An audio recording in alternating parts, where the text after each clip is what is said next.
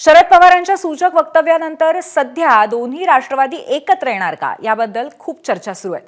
मात्र काल मंत्री दत्ता भरणेंच्या निवासस्थानी झालेल्या बैठकीत अजित पवारांनी या शक्यता फेटाळल्यात। सध्या दोन्ही पक्ष एकत्र येण्याबाबत वरिष्ठ पातळीवरती कोणतीही चर्चा झालेली नाही असं अजित पवारांनी स्पष्ट केलंय।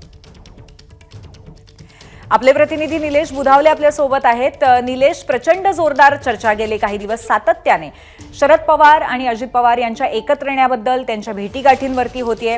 त्यानंतर शरद पवारांचं सूचक वक्तव्य आलं आणि हे सगळं असून चर्चा अगदी शिगेला पोहोचलेल्या असताना आता अजित पवारांनी मात्र त्याच्या विरोधामध्ये थोडंसं वक्तव्य केल्यासारखं दिसतंय। नक्की काय घडतंय राष्ट्रवादी दोन्हीमध्ये? पूर्वी पत्रकारांच्या अनौपचारिक चर्चांमध्ये शरद पवारांना स्पष्टपणे सांगितलं होतं की कुठेतरी सुप्रिया सुळे आणि अजित पवार या दोघांनाही एकत्र बसावं आणि राष्ट्रवादी काँग्रेस पक्ष आणि राष्ट्रवादी काँग्रेस शरदचंद्र पवार पक्ष एकत्र येण्यासंदर्भात निर्णय घ्यावा।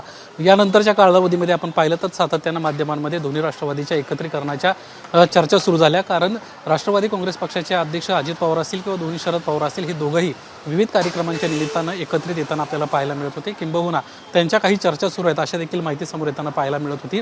याच अनुषंगानं कालच्या आमदारांच्या बैठकीमध्ये आमदारांकडून राष्ट्रवादी काँग्रेस पक्षाच्या बाबतीत नेमकं काय पुढल्या काळात निर्णय घेतला जाणार आहे या संदर्भामध्ये अजित पवारांशी विचारणा झाली आणि त्याचवेळेस अजित पवारांना स्पष्ट केलं की राष्ट्रवादी काँग्रेस शरदचंद्र पवार पक्षाकडून अजूनही कुठल्याही प्रकारे विलीनीकरणासंदर्भात असेल किंवा एकत्रीकरणासंदर्भातला कुठलाही प्रस्ताव आपल्याकडे आलेला नाही आहे। त्यामुळे सध्या तरी ज्या काही माध्यमांमध्ये चर्चा सुरू आहेत त्याकडे दुर्लक्ष करा।